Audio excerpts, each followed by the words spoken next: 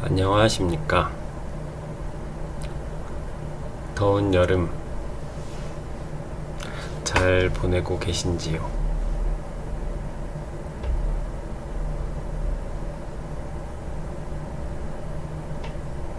오랜만에 다시 방송을 하러 왔는데요. 이번에는 특정 소설이 아니라 그냥 제가 지금껏 읽어왔던 고전소설, 고전소설의 경계는 좀 애매하긴 한데요.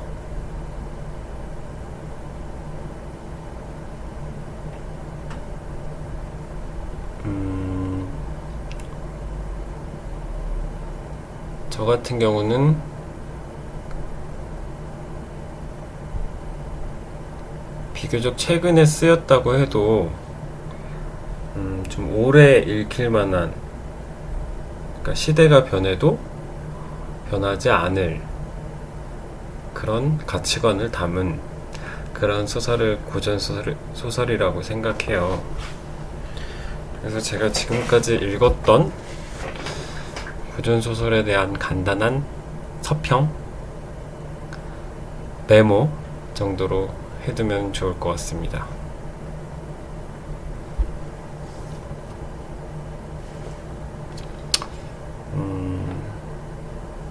이렇게 살다 보면 어떤 사건들을 우리가 만나게 되잖아요. 그런 일련의 사건을 겪으면서 가치관이 바뀌게 되죠. 사랑에 대해서도 매 순간 좀 아마 조금씩은 생각이 바뀔 텐데, 어떤 사건에 의해서 특히 친구 같은 개념인데, 친구 같은 개념은 아주 180도로 달라질 수 있는 단어 같아요.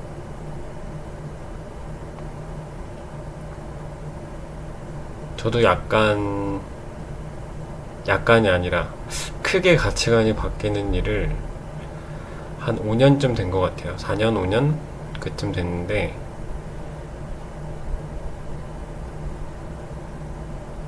그런 사건이 일어났어요. 저는 뭐가 먼저인지는 모르겠어요. 내가 이 소설을 읽게 됨으로써 그런 생각이 크게 바뀌게 된 건지, 아니면 그 시발점이 된 건지, 아니면 내가 그래야만 했을 시기여서 그런 시기에 또 우연히 소설을 읽게 된 건지는 모르겠는데, 어쨌든 그런 큰일이 벌어졌습니다. 책은 진짜 안 좋아했어요, 저는. 지금도 그렇게 막 좋아한다고 말하기는 좀 창피한데, 그래도 그 전에 비하면 아주 한 150도쯤 달라진 것 같아요. 책에 대한 마음 같은 건. 그래서 되게 몇 년 전에 읽고 막 이런 거는 잘 기억이 안 나는데, 그냥 기억나는 대로 이렇게 얘기를 해보려고 합니다.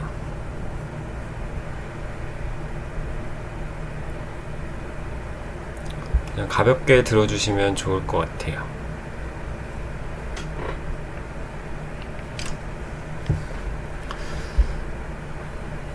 제 첫 소설은 달과 6펜스였어요.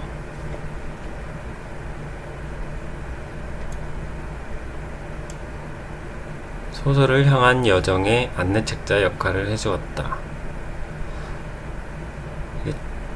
첫 책이 되게 중요한 것 같은데, 만약 첫 소설이 막 억지로 읽는데 재미까지 없어. 그러면 다음 소설이 읽고 싶지 않을 것 같다는 생각이 들어요. 근데 저는 타이밍이 잘 맞았는지 무척 재밌게 읽었어요. 그 막 설렘, 막 되게 무료한 시기였거든요. 아, 뭐 해도 안 될 것 같고 자신도 없어졌고 많이 그랬는데 정말 힘을 낼 수 있게 만들어줬던 소설책이었습니다. 달과 유펜스. 제게는 잊을 수 없는 책이었죠. 두 번째는 안나 까레니나. 발음이 어려워요. 카레니나, 까레니나, 까레리나 뭐 이렇게 하기도 하고. 되게 저명하신 분이죠. 톨스토이. 진짜 저는 뭣도 모르고 소설 공모전에 내보겠다고 소설을 한참 쓰기 시작할 무렵인데 어떤 작가가 이 책을 읽고 등단했다는 광고 문구에 혹했어요. 근데 지금 와서 드는 생각은 그분은 이 안나 까레니나를 읽지 않았어도 아마 금방 등단했을 분 같아요. 훌륭한 책은 맞습니다. 제 관점에서는. 등장인물이 셀 수도 없이 많아요. 정신이 좀 없었는데 개인적으로. 근데 워낙 그냥 잘 읽히게도 썼고 생생해요, 인물들이. 그래서 억지로, 근데 좀 길어요. 두꺼운 책 3권이니까 좀 길어요. 많이 긴데 그래도 억지로 읽었어요. 이때는 또 뭔가 꼭 읽어야 한다는 사명감 같은 것도 있어가지고 그 억지로 읽은 기억 때문인지 아직은 잘 손이 안 가더라고요. 다시 뭐 그랬던 책입니다. 레프 톨스토이의 안나 까레니나. 그리고 되게 유명하신 분이래요. 찰스 디킨스. 뭐 지금은 저한텐 되게 익숙한 이름이 됐는데 처음 읽을 당시만 해도 소설에는 별로 관심이 없어서 그냥 뭐 브랜드 이름이랑 비슷한 것 같기도 하고 그냥 그렇구나 막 생각했던 작가님인데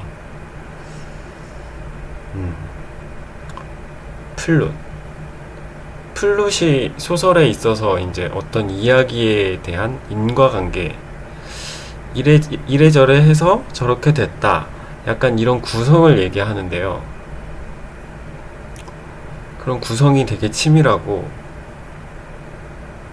되게 오래전에 쓰여진 책인데도 완성도라는 말을 내가 해도 되는지 모르겠지만 정말 완성도가 높은 그런 소설이라는 생각을 했었습니다. 이 위에서 말했던 안나 까레니나랑 두 도시 이야기는 꼭 다시 한번은 읽어봐야 될 책 같아요.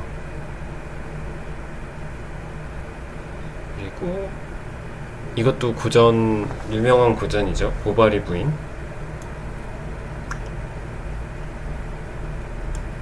되게 혼자서 되게 열폭하면서 읽었던 것 같아요. 이 보바리 부인이 되게 속물스러운 여잔데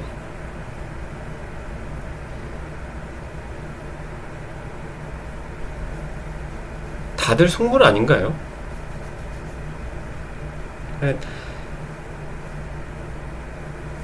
오히려 그거를 그냥 당당하게 하는 쪽이 더 솔직한 것 같아요. 지금 제가 느끼는 건 좀 그래요.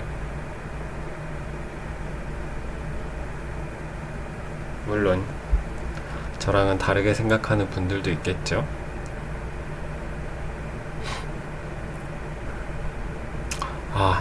다음 책은 어니스트 해밍웨이의 노인과 바다.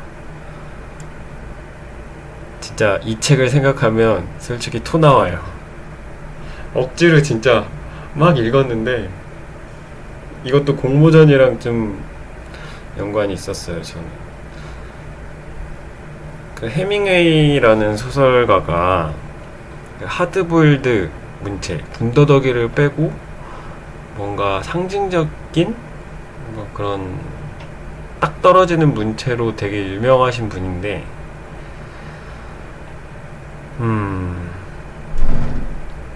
그 말인 좋은 문장이 되게 많다는 얘기겠죠. 그래서 되게 진짜 서너 번 읽은 것 같아요. 글이 안 써지면 펴놓고 억지로 읽고 계속 읽다가 아 그래 조금이라도 뭔가를 찾아내면 다시 내 소설을 좀 쓰고 막 그렇게 했던 것 같은데 기존 뭐 지금 작가님들 보면 자기 글을 쓸 때는 웬만해선 다른 소설가의 글을 안 읽는다는 분도 많이 있더라고요.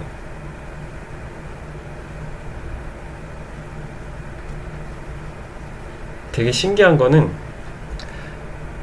한 세 번, 네 번쯤 읽었으면 내용도 다 알고 좀 지루할 거 아니에요. 근데 책을 딱 덮으면 뭔가 새로운 게 머릿속에 들어와요. 그 감정, 그 느낌을 받았던 것 같아요. 좀 빨리빨리 넘어가도록 해야겠습니다.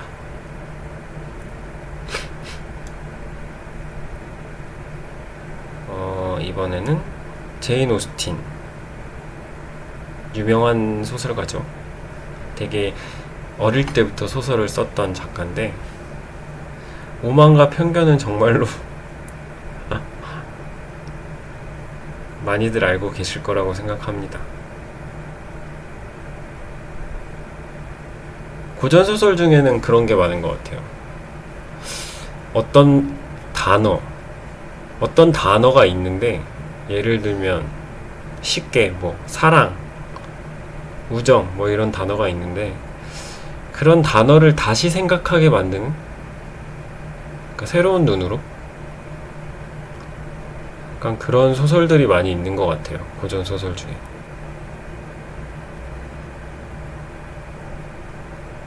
그리고 되게 이 제인 오스틴 작가의 문체는 되게 제잘제잘 생기발랄한 여고생 같은 뭐 그런 느낌이 좀 들었던 것 같습니다. 소설 재밌게 읽어서 그 오만과 편견 영화도 봤어요. 쏘쏘?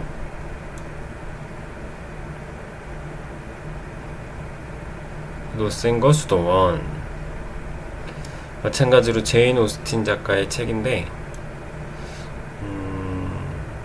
좀 비슷한 느낌이 듭니다. 오만과 편견이랑 대체로 이게 재미있어요. 아마 제인 오스틴이라는 작가를 좋아하는 분들은 재밌게 읽을 것 같아요. 그리고 이 책도 되게 유명한 책이죠. 동물농장.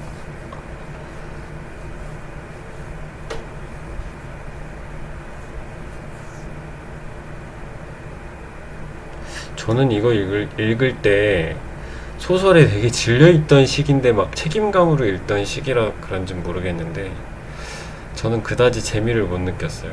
좀 지루했다 그래야 되나? 얇아요. 근데 책이 얇고 잘 읽히고 뭐 그랬던 기억은 있는 것 같습니다.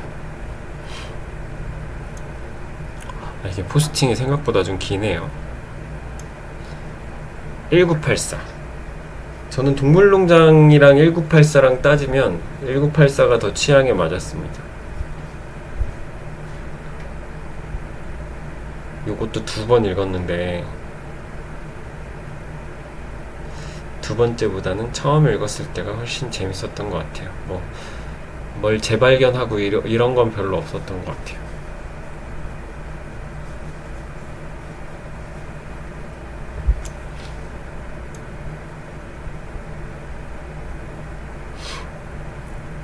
아, 충격적인 책이죠. 룰리타.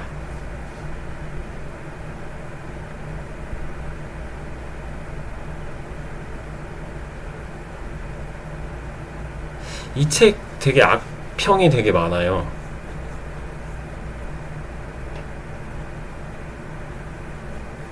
생각보다 놀랬어요. 그래서 문학 작품인데 악평도 많고.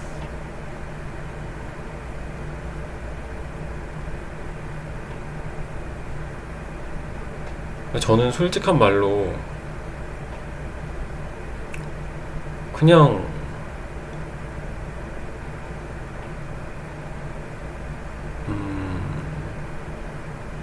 충격적이기도 했고 되게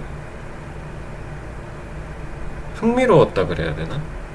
이라는 거에 대한 이해도가 조금 올라. 인간이라는 거에 대한 이해도가 조금 올라간 것 같아요. 이 책을 읽고.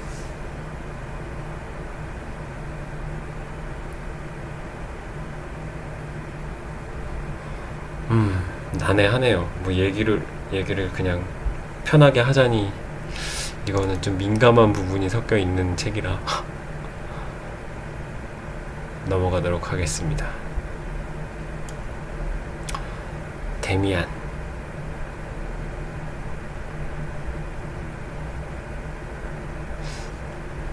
진짜 유명하죠. 예전에 뭐 어떤 아이돌이 뭐 읽어서 다시 뭐 좀 젊은이들 사이에서 화제가 됐다. 약간 뭐 그런 적도 있었던 것 같은데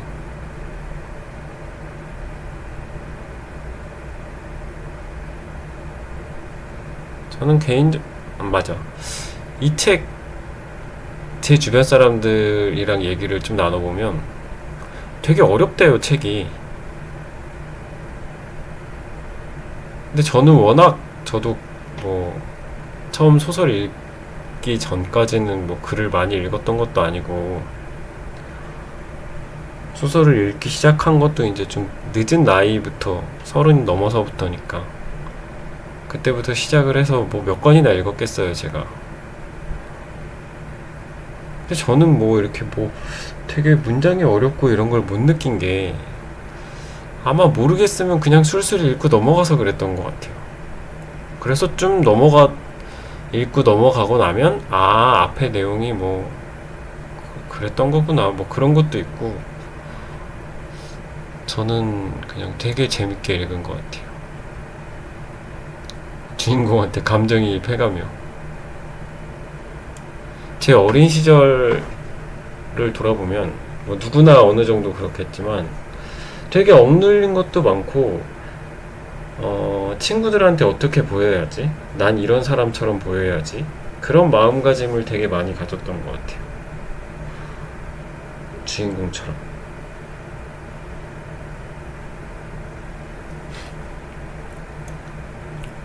되게 재밌게 읽었어요. 데미안. 저는 시타르타가 데미안보다 먼저 나온 책이 아닐까 이런 생각을 했었는데 찾아보니까 시타르타가 더 뒤에 나온 책이더라고요.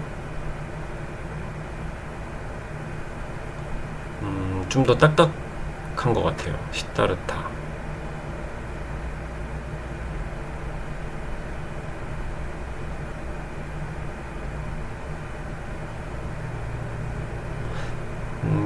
성장류 소설이라고 하면 비슷한 성장류 소설인데 데미안과는 진짜 느낌이 완전히 다른. 비교를 하자면 저는 데미안이 훨씬 재밌었습니다.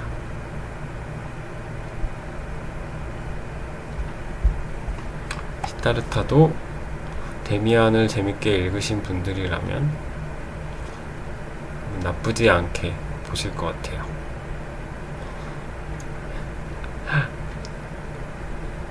이것도 되게 유명하죠. 피츠제럴드의 위대한 개츠비. 진짜 저는 이런 문장 잘 못 외우거든요. 빗나간 화살이 마침내 명중한 자리 뭐 이런 거. 근데 이건 이상하게 기억에 남더라고요. 김영하 작가가 그런 후기를 남겼대요. 번역도 하셨나봐요. 근데 그 번역자에 따라서 같은 소설이 되게 다른 느낌이 난다, 뭐 이런 의견들도 분분하더라고요. 저는 잘 모르겠어요. 재밌게 읽었어요. 근데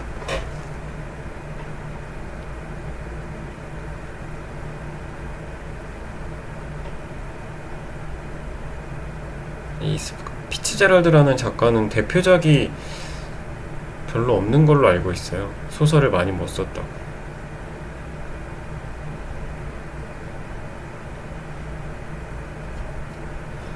그리스인 조르바.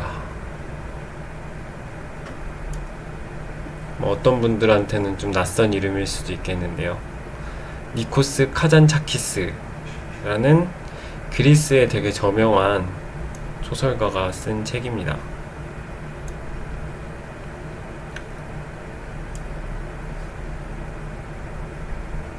이 책 읽으면서 되게 여기 나오는 조르바가 할아버지 이름이거든요.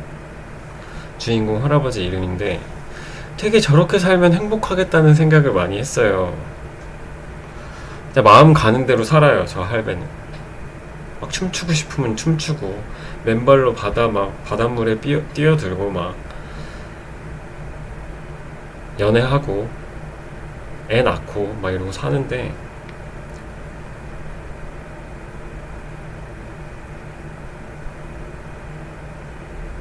그때는 요거 당시에는 읽을 때는 노력하면 나도 조금은 할배를 닮을 수 있지 않을까 생각했는데, 지금은 요런 기질은 노력한다고 바뀌는 게 아니구나. 법륜 스님이었나? 이런 기질을 바꾸려면 죽을 만큼의 노력을 3번이라 그랬던, 그만큼 자기 성향, 기질을 바꾸기 되게 어렵다고 얘기를 하셨던 것 같아요. 공감합니다. 진짜 어려운 것 같아요. 그래도 이 조르바를 읽으면서,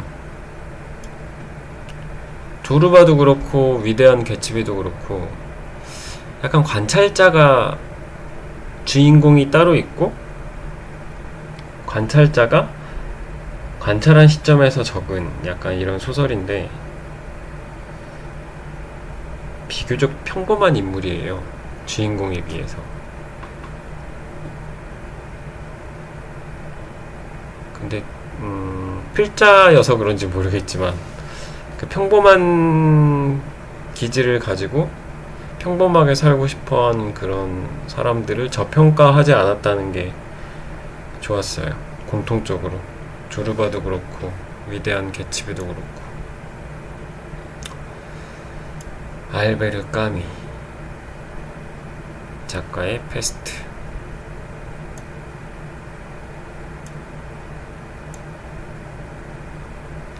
잘 기억에 남는 부분은 없는 소설이에요, 저한테는.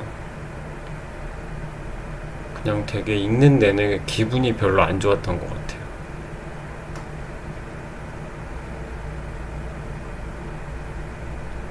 인간의 어두운 면을 잘 보여준, 굳이 말하자면 그런 소설 같아요.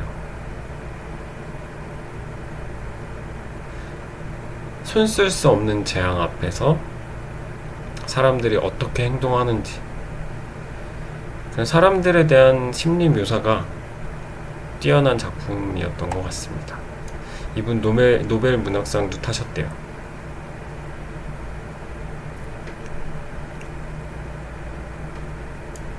제가 누나가 있는데 책을 엄청 많이 사고 많이 읽어요. 누나가 산 책이에요. 지구 속 여행, 줄 베른.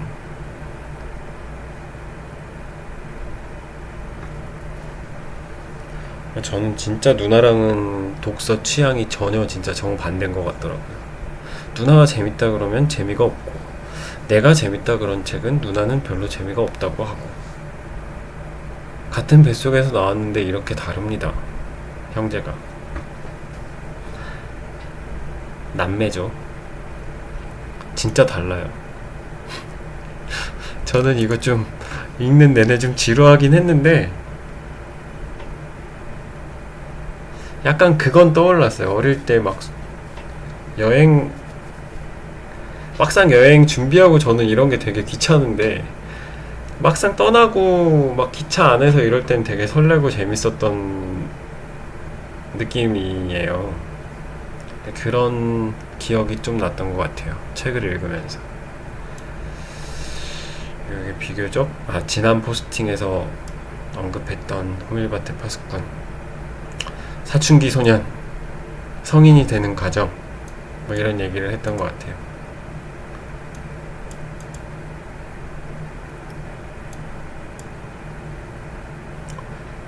이것도 성장, 소년이 성장하는, 청년에서 성인이 되는,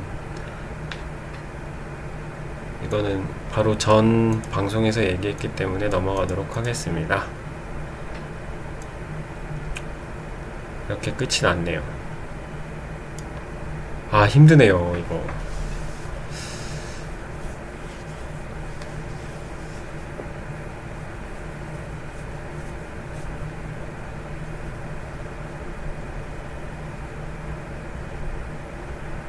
이 밖에도 뭔가 고전으로 분류될 만한 소설이 더 있는 것 같은데, 제가 다른 포스팅으로 뺀 것 같습니다. 지금 생각으로는, 지금 쓰고 있는 걸로는 뭐 현대소설에 관한 것도 있고, 뭐 단편소설에 관한 거, 뭐 이런 것도 있는데, 언제 완성될지는 잘 모르겠어요.